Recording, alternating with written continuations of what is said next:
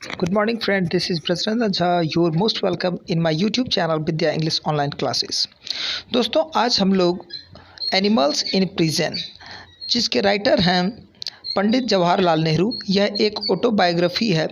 ठीक है, तो आज इसके कुछ ऑब्जेक्टिव क्वेश्चन आंसर के बारे में आज हम लोग जानेंगे।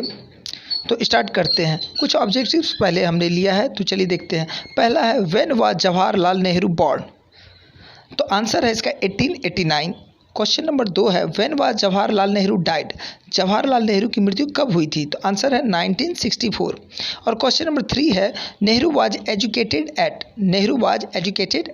नेहरू ने शिक्षा ग्रहण की थी कहाँ, तो आंसर है हैरो एंड कैम्ब्रिज यूनिवर्सिटी में, Harrow and Cambridge University. Question number 4 है when Pandit Nehru came back to India, when means कब पंडित नेहरू वापस भारत आए थे। After studying national science and law, यानी कि नेशनल साइंस और लॉ के अध्ययन के बाद वे भारत कब आए थे, तो आंसर है 1921। ठीक है। क्वेश्चन नंबर 5 है animals in prison is an, animals in prison एक है, क्या है, autobiography of Jawaharlal Nehru. Answer क्या है, ऑटोबायोग्राफी ऑफ जवाहरलाल नेहरू।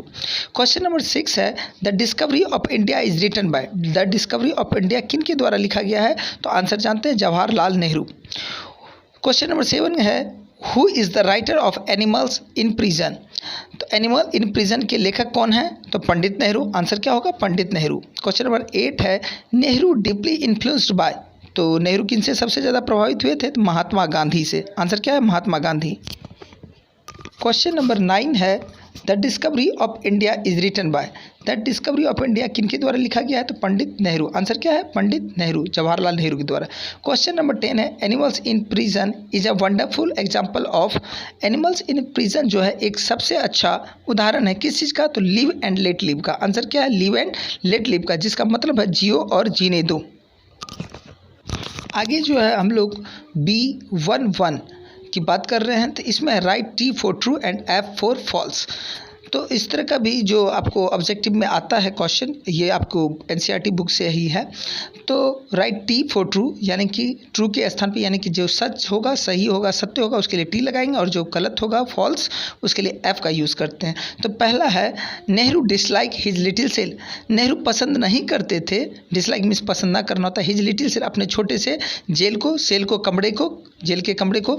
तो आंसर लिखें इसका फॉल्स, क्योंकि नेहरू को पसंद हो गया था उनका वह छोटा सा कमरा।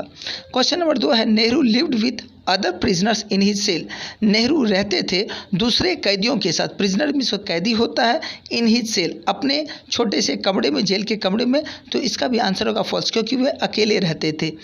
आगे है Nehru was allowed to, question number 3 में है Nehru was allowed to go out and walk up and down in front of the gate, तो क्या है कि नेहरू को अनुमति दिया गया था कि वे गेट के सामने जा कर के अप एंड डाउन टहल सकते हैं। तो यह सही है, ट्रू है, क्योंकि उस कमरे में, जिस कमरे में वो रहते थे, जिस जेल में, वहाँ छोटा सा प्लेस था, वह उसका जो कोर्टयार्ड था वह छोटा था, इसलिए उन लोगों को अनुमति थी कि वे गेट के पास जा कर के टहल सकें। क्वेश्चन नंबर 4 है Nehru was imprisoned in the European lockup, Nehru को कैद किया गया था, रखा गया था यूरोपियन लॉकअप में, तो फॉल्स, क्योंकि यूरोपियन लॉकअप में केवल यूरोपियन कन्विक्ट्स को ही रखा जाता था।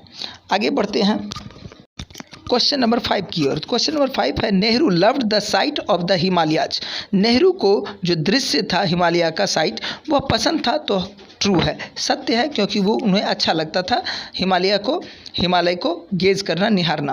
क्वेश्चन नंबर 6 है spring in Dehradun is longer than that in the plains, तो यह सही बात है कि स्प्रिंग जो है वह देहरादून में ज़्यादा समय तक रहता है समतल भूमि के अपेक्षा, यानी कि मैदानी इलाके की अपेक्षा, इसलिए इसका भी आंसर है ट्रू।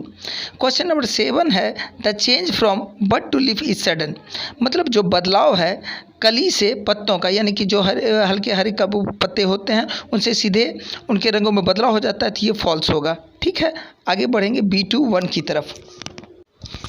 B21 में है कंप्लीट द फॉलोइंग सेंटेंसेस, इन वाक्यों को, नीचे दिए गए वाक्यों को क्या करना है, कंप्लीट करना है, पूरा करना है। तो पहला है हमारा the monsoon rains were always welcome, तो मॉनसून रेंज जो है उसका हमेशा स्वागत होता है, क्योंकि बिकॉज आंसर लिखें इसका, दे इंडेड द समर हीट, क्योंकि वे गर्मी के जो ताप है उष्मा है उसको कम करते हैं, समाप्त करते हैं।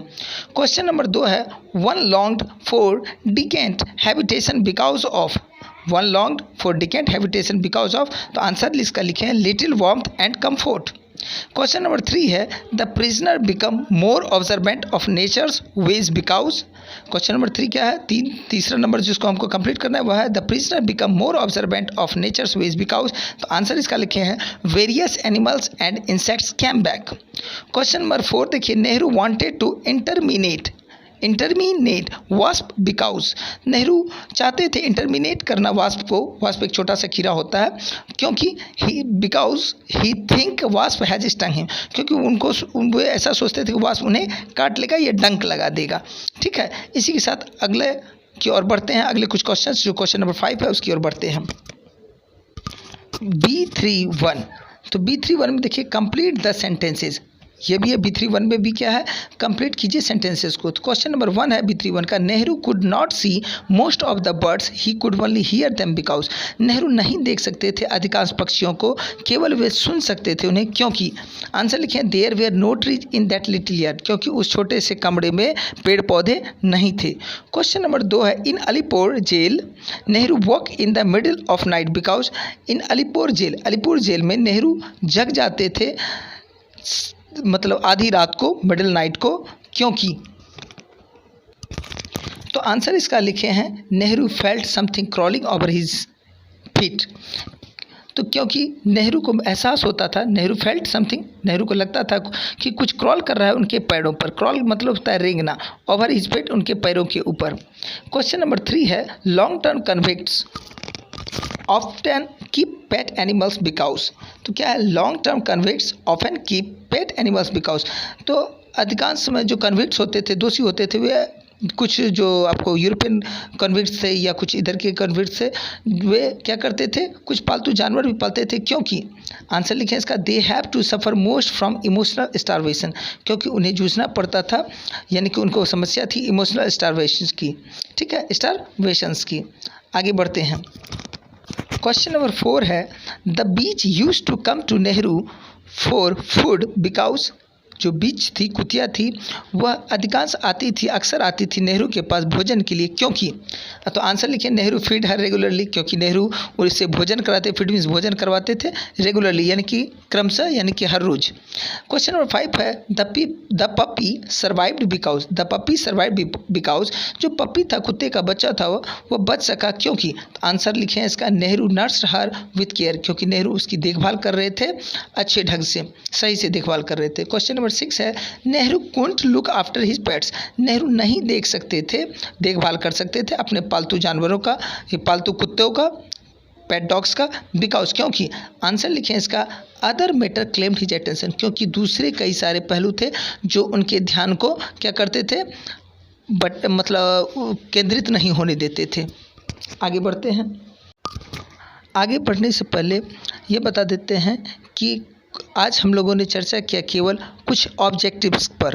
अब ब्रीफली क्वेश्चन आंसर जो है, कुछ जो answer the following question in brief है, और लॉन्ग आंसर क्वेश्चन वो हम अगले पार्ट में करवाएंगे। ठीक है, तब तक के लिए धन्यवाद, thank you for watching, best of luck.